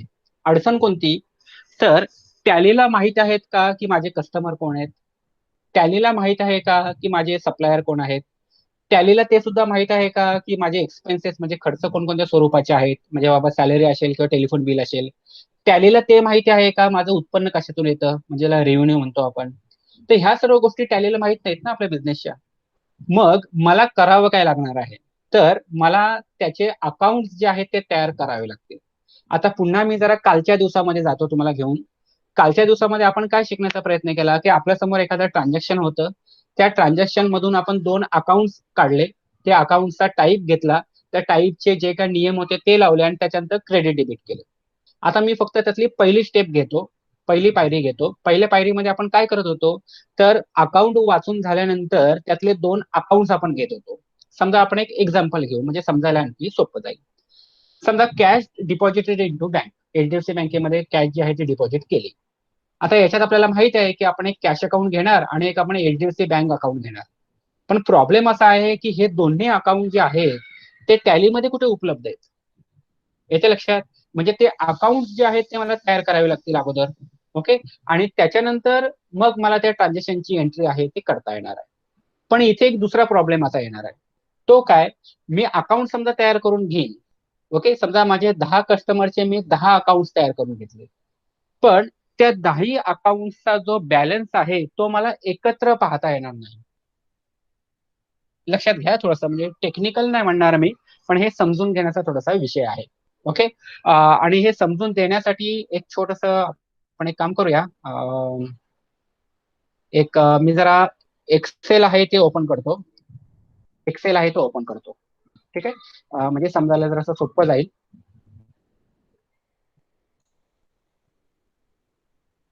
ओके, थोडस त्याला मोठं करतो. आता मी इथे काय करतोय पहा. समजा माझे 4 कस्टमर आहेत. समजा कस्टमर ए नावाचा एक कस्टमर आहे माझा. ओके. त्याच्यानंतर कस्टमर बी नावाचा एक कस्टमर आहे. आणि असेच माझे बरेच कस्टमर आहेत. कस्टमर सी आहे, कस्टमर डी आहे. हे माझे सर्व कस्टमर झाले. त्याच पद्धतीने माझे सप्लायर पण आहेत. सप्लायर ए आहे ज्यांच्याकडनं माल खरेदी करतो, सप्लायर समजा बी आहे. त्याच पद्धतीने माझे काही खर्च पण असतात बिझनेस मधले. ओके. आता हे सर्व अकाउंट्स आहेत ना जे आपण ट्रान्झॅक्शन मधून काढत असतो बाहेर. आता माझ्या बिझनेसमध्ये एक्सपेन्सेस काय, तर माझ्या बिझनेसमध्ये मी सॅलरी देतो माझ्या कर्मचाऱ्यांना, माझं टेलिफोन बिल जे आहे ते मी पे करतो, माझं नेटचं म्हणजे इंटरनेटचं जे बिल आहे ते मी पे करतो, माझं समजा ऑफिसचं रेंट आहे ते रेंट मी पे करतो. तर हे सर्व माझे एक्सपेन्सेस झाले. माझं काही उत्पन्न पण मला मिळतं, जसं माझं एक सेल्स अकाउंट आहे, त्यातून मला उत्पन्न मिळतं, म्हणजे माल विकतो आणि मग आपल्याला पैसे मिळतात. किंवा त्या ठिकाणी समजा बँकेकडनं काही व्याज मिळतंय मला, इंटरेस्ट फ्रॉम बँक नावाचं. तर हे सर्व आपले काय झाले, तर अकाउंट झाले. आता प्रॉब्लेम कुठे येतो ते लक्षात घ्या.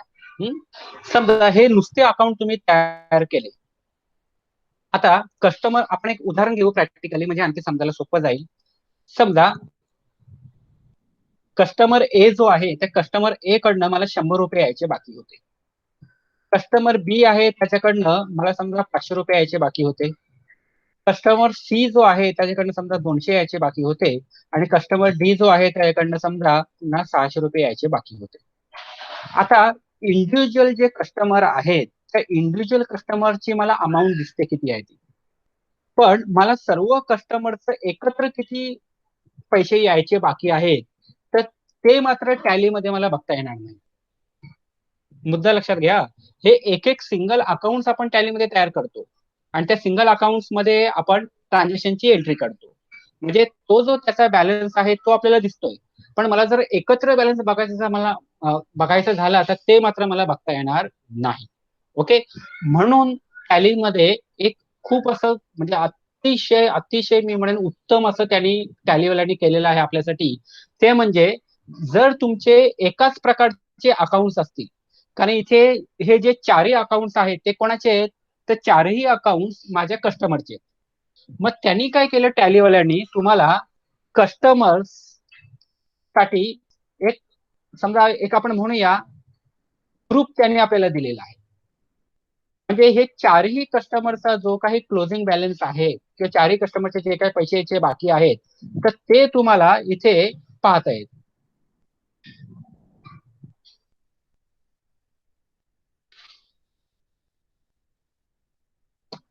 ओके, म्हणजे 1400 रुपये यायचे बाकी आहेत, हे मला कुठे दिसेल, तो कस्टमरचा जो मी ग्रुप एक घेतलेला असेल, त्या ग्रुपचा जो बॅलन्स आहे तो कुठून येणार आहे, तर त्या कस्टमरच्या अकाउंट मधून येणार आहे.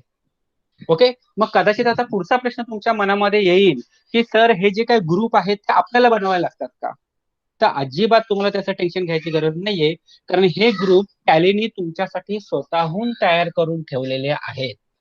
ओके, म्हणजे कस्टमर साठीचा एक वेगळा ग्रुप आहे, सप्लायर साठीचा एक वेगळा ग्रुप आहे, तुमचे जे खर्च असतात म्हणजे एक्सपेन्सेस असतात त्याचा एक वेगळा ग्रुप आहे. ओके, तर असे हे टॅलीने तुम्हाला ग्रुप अगोदरच तयार करून दिलेले आहेत.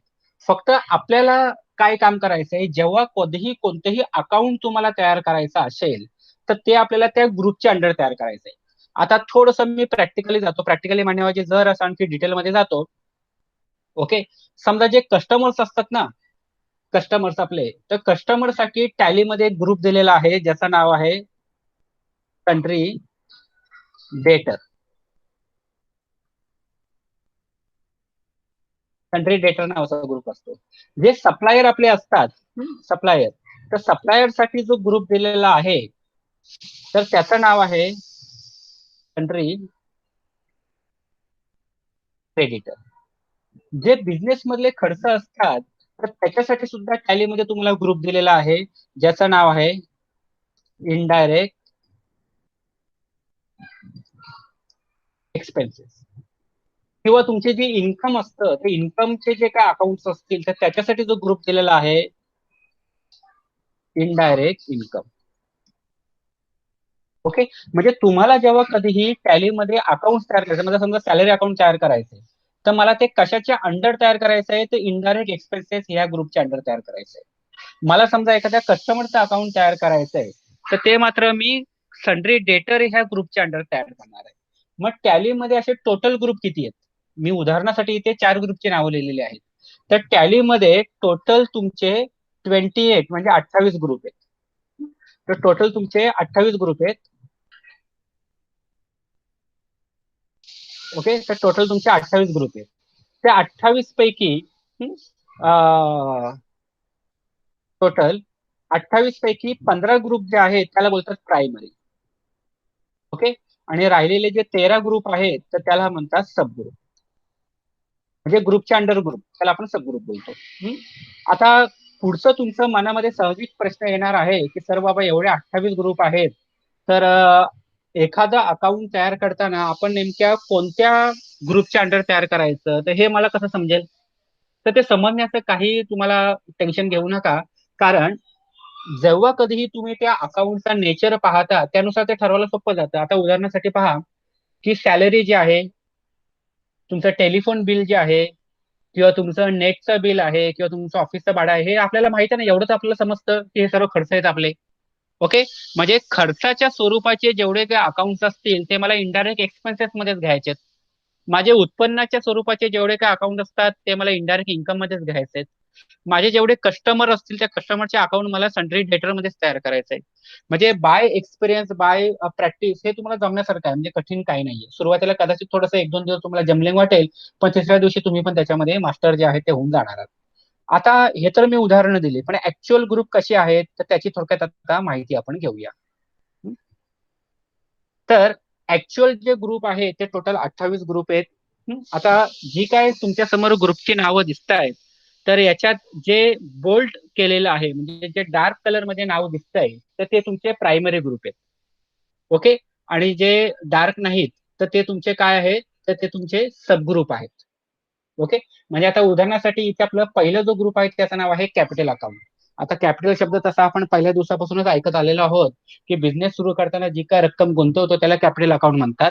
आणि ते जे कॅपिटल नावाचं जे आपलं अकाउंट तयार करून घेतो, तर ते आपण कॅपिटल अकाउंट ह्या ग्रुपमध्ये तयार करणार आहोत. कॅपिटल अकाउंट हा प्रायमरी ग्रुप आहे, आणि त्या प्रायमरी ग्रुपमध्ये आणखी एक सबग्रुप येतो ज्याचं नाव आहे रिव्हर्सल सरप्लस. कारण मोठ्या बिझनेसमध्ये काही ठराविक रक्कम ही बिझनेसच्या अडचणीच्या काळामध्ये वापरता यावी त्यासाठी बाजूला काढून ठेवतात. तर ते जे रक्कमचे अकाउंट असेल ते आपल्याला रिझर्व्ह अँड सरप्लस मध्ये ठेवायचं असतं. आणखी एक समजा ग्रुप आहे, जो प्रायमरी ग्रुप आहे ज्याचं नाव आहे करंट ऍसेट. ऍसेट म्हणजे मालमत्ता. म्हणजे जेवढे काही मालमत्तेच्या स्वरूपाचे अकाउंट असतील ते ह्या ग्रुपमध्ये येणार आहेत.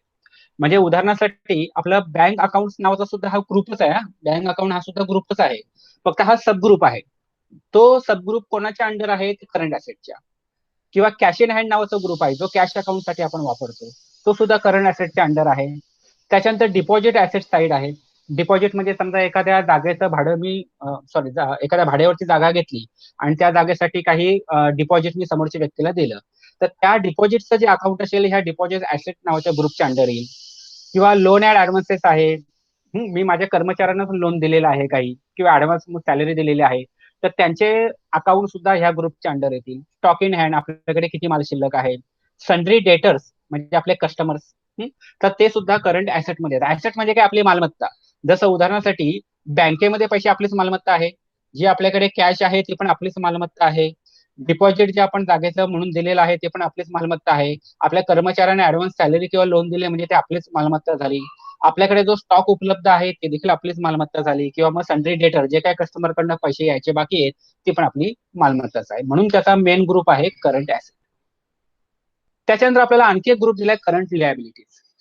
लियाबिलिटीज आपल्याला माहिती आहे, मागच्या 2 दिवस आपण चर्चा केली होती, की आपल्या बिझनेसवरचं असणारं फायनान्शियल ऑब्लिगेशन किंवा जबाबदारी. म्हणजे भविष्यामध्ये मला जे काही इतर कोणाला पैसे द्यायचे, तर त्याचे सर्वांचे अकाउंट्स या करंट लियाबिलिटी मध्ये येतात. पण त्याच्यात पण 3 सब ग्रुप आहेत. पहिलं दिलेलं आहे ड्युटीज अँड टॅक्सेस. कारण समजा माझ्या बिझनेसमध्ये मला जीएसटी लागू होतंय उदाहरणासाठी, तर जे काही कस्टमरकडनं जीएसटी मी घेणार आहे तो माझ्या गव्हर्नमेंटला मला भरायचा आहे. म्हणजे जे काही जीएसटीचे अकाउंट्स असतील ते माझ्या ड्युटीज अँड टॅक्सेस मध्ये जातील. प्रोव्हिजन, प्रोव्हिजन म्हणजे तरतूद मराठीमध्ये म्हणतो आपण त्याला. ओके. म्हणजे भविष्यासाठी, काही भविष्यामध्ये खर्च करण्यासाठी काही रक्कम आपण अगोदरच बाजूला काढून ठेवतो. जसं काही कंपन्यांमध्ये 2 किंवा 3 महिन्याची सॅलरी जी आहे त्या अगोदरच बाजूला काढून ठेवतात, की कर्मचाऱ्यांना नंतर काय प्रॉब्लेम येऊ नये, तर त्याला आपण प्रोव्हिजन म्हणतो. Sundry creditor. क्रेडिटर जसं मगाशीच मी उदाहरण दिलं, जे आपले सप्लायर असतात, ज्यांच्याकडनं आपण माल खरेदी करतो, तर त्यांचे सर्वांचे अकाउंट हे तुमचे सन्ड्री क्रेडिटर मध्ये जातील. ओके. त्याच्यानंतर आपल्याला चौथा ग्रुप आहे जो प्रायमरी ग्रुप आहे ज्याचं नाव आहे फिक्स ऍसेट. ऍसेट म्हणजे मालमत्ता. तर तुमच्या बिझनेस मधले अशी काही मालमत्ता जी फिक्स स्वरूपाची आहे, म्हणजे थोडक्यात काय, तर तुमचा समजा स्वतःची जागा असेल तर building account, furniture account, okay, किंवा कॉम्प्युटर अकाउंट, तर हे सर्व अकाउंट तुमचे फिक्स ऍसेटचे ह्या ग्रुपच्या अंडर जातील. आणखी एक प्रायमरी ग्रुप आहे ज्याचं नाव आहे इन्व्हेस्टमेंट. बऱ्याचदा मोठ्या बिझनेसमध्ये जर अतिरिक्त पैसा असेल, तर ते पैसे ते लोक काय करतात, फिक्स डिपॉझिट मध्ये वगैरे इन्व्हेस्ट करतात. ओके. तर ते जे फिक्स डिपॉझिटचं अकाउंट असेल तर ते इन्व्हेस्टमेंट ह्या ग्रुपच्या अंडर तयार करायचंय. लोन लियाबिलिटी, लियाबिलिटी म्हणजे जबाबदारी आपल्या बिझनेसवरची. म्हणजे मी समजा एखाद्या बँकेकडनं लोन घेतलेलं असेल, तर त्याला बँक ओडी पण म्हणतात म्हणजे ओव्हरड्राफ्ट, आणि बँक ओसीसी पण म्हणतात म्हणजे ओव्हर कॅश क्रेडिट. ओके. तर हे लियाबिलिटी असते आपल्या बँकेवरची. शिवाय लोन पण आपण घेतो बँकेकडनं, तर त्याचे दोन पुन्हा सबग्रुप दिलेले आहेत. एक आहे सिक्युअर्ड लोन आणि दुसरा आहे अनसिक्युअर्ड लोन. सिक्युअर्ड लोन म्हणजे ज्या लोनच्या अगेन्स्ट जे आपण तारण ठेवतो तर त्याला सिक्युअर्ड लोन म्हणतात. आणि अनसिक्युअर्ड म्हणजे काय, तर जे विदाऊट तारण जे आपले लोन असतं त्याला अनसिक्युअर्ड म्हणतात. म्हणजे जेव्हा आपण बँकेकडनं समजा होम लोन घेतलं, तर बँक आपली कागदपत्र जमा त्यांच्याकडे करून ठेवतं घराची.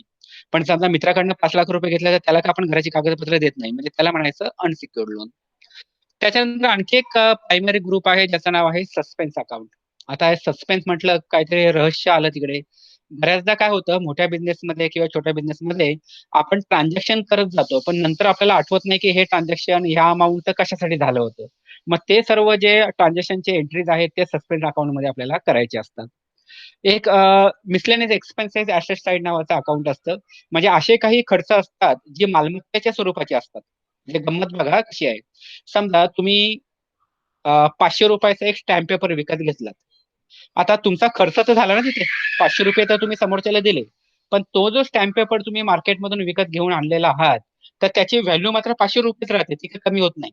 तर तो स्टॅम्प पेपर समजा तुम्ही नाही वापरला, तुमच्या मित्राला दिला, तर तो कदाचित वापरता येईल त्याला. ओके. म्हणजे त्याची व्हॅल्यू 500 रुपयेच राहणार आहे. असे जे खर्च असतात आपले, त्या खर्चांसाठी जे अकाउंट्स वापरतात म्हणजे ग्रुप, तो आहे आपला मिसलेनियस एक्सपेन्सेस. आणि एक आहे ब्रांच अँड डिव्हिजन. जर तुमचा मल्टी ब्रांच बिझनेस असेल तर त्यासाठी तो वापरामध्ये येतो. आता हे जे काय आपण टोटल पाहिले 9 ग्रुप, हे 9 जे ग्रुप आहेत ना, हेच 9 ग्रुपच्या मदतीने तुमची बॅलन्स शीट तयार होते.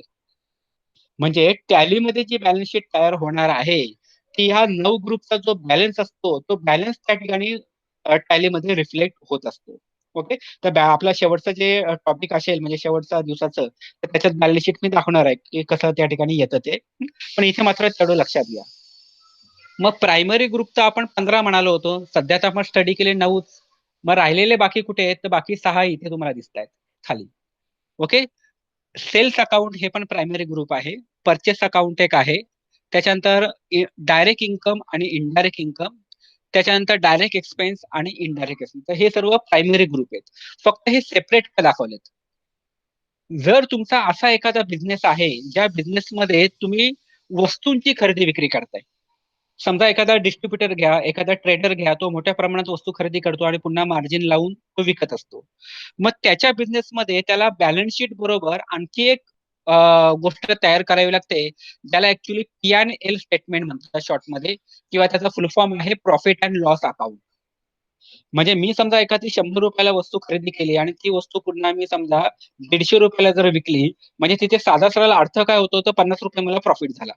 तर तो जो 50 रुपये झालेला प्रॉफिट आहे तो आपल्याला ह्या प्रॉफिट अँड लॉस अकाउंट मध्ये मग दिसतो. म्हणजेच जे ट्रेडिंगचे बिझनेस आहेत, वस्तूंच्या खरेदी विक्रीचे रिलेटेड बिझनेस आहेत, तर त्यांच्यासाठी ते वेगळा बॅलन्स शीट बरोबर आणखी एक रिपोर्ट लागतो त्यांना तयार करायला, ज्याला म्हटलं जातं प्रॉफिट अँड लॉस अकाउंट. आणि ते जे प्रॉफिट अँड लॉस अकाउंट आहे त्यासाठी हे 6 ग्रुप जे आहेत त्यांचा बॅलन्स आहे तो आपल्याला तिकडे दिसतो. ओके. तर अशा प्रकारे हा ग्रुपचा कॉन्सेप्ट आहे. तर प्लीज जरा आता ह्या ग्रुप विषयी तुम्हाला जर मनामध्ये काही डाऊट असेल तर मला विचारा, कारण हे थोडंसं क्लिअर होणं गरजेचं आहे. आणि उद्या ऍक्च्युली ह्या ग्रुपचा वापर कुठे करायचा आहे ते तुम्हाला प्रॅक्टिकली म्हणजे पाहायला मिळणार आहे, शिकायला मिळणार आहे. तर सतीश आणि पाटील सर, मला फक्त सांगा की ग्रुप विषयी काय डाऊट आहे का, किंवा तो कॉन्सेप्ट लक्षात आलेला आहे का? नाही. ओके. थँक्यू. ठीक आहे. आता हे सर्व ग्रुप आहेत ते टॅलीमध्ये दिसतात कुठे, मी पुन्हा टॅलीमध्ये जातो जरासं. ओके. टॅलीमध्ये गेल्यानंतर जर आपण पाहिलं तर गेटवे ऑफ टॅली नावाचा आपल्याला मेनू आहे जो मागासपासून आपण पाहतोय. त्याच्यामध्ये इथे मास्टर्स नावाचा एक आपल्याला पहिलाच ग्रुप दिलेला आहे, ज्याचा वापर आपण उद्या करणार आहोत ऍक्च्युली. मास्टर ग्रुपमध्ये तुम्हाला अकाउंट इन्फो नावाचा मेनू दिलेला आहे. त्या मेनूची निवड करून मी एंटर बटन दाबतो. एंटर बटन दाबल्यानंतर पहिले 2 ऑप्शन तुम्हाला दिसत आहेत. एक आहे ग्रुप आणि दुसरं आहे लिजर. लिजर म्हणजे ज्याला आपण अकाउंट्स म्हणतो. म्हणजे उदाहरणासाठी कॅश डिपॉझिटेड इंटू बँक असं आपण म्हणतोय, म्हणजे कॅश अकाउंट आणि बँक अकाउंट. ते जे कॅश अकाउंट आणि बँक अकाउंट आहे त्याला अकाउंट शब्द न वापरता टॅलीमध्ये त्याला लिजर म्हणतात. ते आपण उद्या शिकणार आहोत. आता मात्र आपल्याला पाहायचं आहे ग्रुप, म्हणून मी ग्रुपमध्ये जातो. ग्रुप मध्ये तुम्हाला 3 वेगवेगळे ऑप्शन दिसतात: क्रिएट, डिस्प्ले आणि अल्टर. 28 ग्रुप जे असतात ते टॅली तुमच्यासाठी स्वतःहून तयार करून देतो, तुम्हाला तयार करायची गरज नाहीये. त्याच्या व्यतिरिक्त जर तुम्हाला काही एक्स्ट्रा ग्रुपची गरज लागली स्पेसिफिक, तर ते तुम्ही तयार करता येतात. डिस्प्ले म्हणजे बघणं आणि अल्टर म्हणजे एखाद्या ग्रुपच्या माहितीमध्ये बदल करणं. फक्त मी इथे मल्टिपल ग्रुपच्या अल्टर मध्ये जातो, कारण मला ते ग्रुप तुम्हाला दाखवायचे कसे दिसतात. आणि नंतर मी ऑल आयटमची निवड करतो, की तुम्हाला सर्वच्या सर्व ग्रुप जे आहेत ते पाहता येतील. म्हणजे लेफ्ट साईडला पाहिलं तर पहिले 15 ग्रुप तुम्हाला दिसत आहेत, जे प्रायमरी ग्रुप आहेत. आणि प्रायमरीच्या अंडर जे सब ग्रुप येतात ते तुम्हाला 16व्या नंबर पासून ते 28 नंबर पर्यंत पाहता येतील. ओके, तर असे हे ग्रुप आपल्याला या ठिकाणी पाहता येतात. आणि हे टॅली जेव्हा जेव्हा कधीही आपण टॅलीमध्ये नवीन कंपनी क्रिएट करतो, तर त्यावेळी हे ग्रुप आपल्याला दिसतात. ओके, आपल्याला याच्यामध्ये काय नवीन ग्रुप तयार करायची खूपच कमी गरज लागते. मी तर म्हणेन 99.9% आपण करतच नाही. एखादा पर्सन असेल ज्यावेळी आपल्याला स्वतःचा वेगळा ग्रुप काय करावा लागेल, पण गरज पडत नाही. कारण हे जी अकाउंटिंगची टर्मिनॉलॉजी आहे याच्यावरती आधारित तुमची बॅलन्स शीट जी आहे ती त्या ठिकाणी तयार होत असते.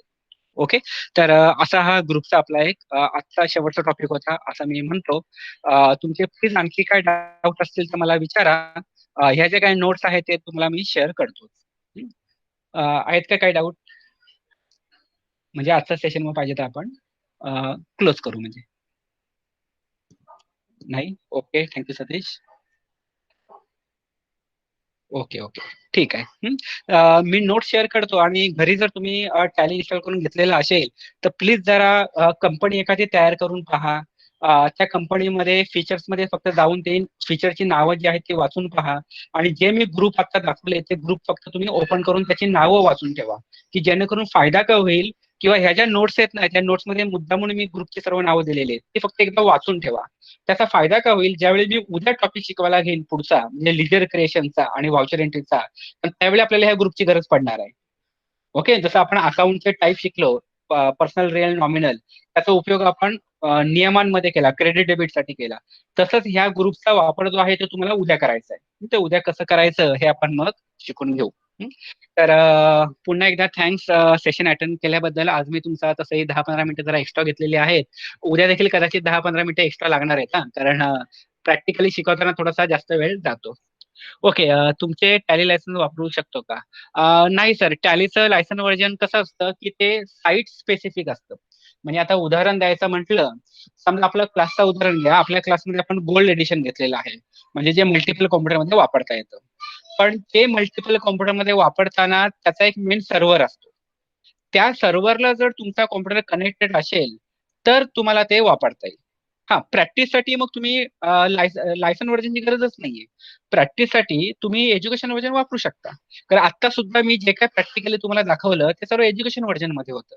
लायसन व्हर्जन ऍक्च्युली आता खरं सांगायचं झालं तर लायसन व्हर्जन हे क्लासमध्ये ऍक्टिव्हेट केलेलं आहे माझं. त्यामुळे क्लासमध्ये ते लायसन व्हर्जन चालेल. माझा लॅपटॉप आता ऍक्च्युली घरून लेक्चर घेते, त्यामुळे घरी माझं लायसन व्हर्जन नाहीये. पण मी प्रयत्न करणार आहे ते आम्हाला लायसन व्हर्जन जर तुमच्याकडे असेल तर ते ऑनलाईन कनेक्ट करता येतं. ओके, मग ते मी उद्या प्रयत्न करून बघतो, म्हणजे करता येईल का प्रॉब्लेम नाही. पण तुम्ही एज्युकेशन व्हर्जन जे आहे ते वेबसाईटवर डाउनलोड करून इन्स्टॉल करून ठेवा. काय अडचण आलीच तर मला डायरेक्ट फोन केला तरी चालेल, काही प्रॉब्लेम नाही. ओके ओके, चला, थँक्यू. तर मग आजचं सेशन आहे ते इथेच आपण थांबूया. Okay, thanks a lot.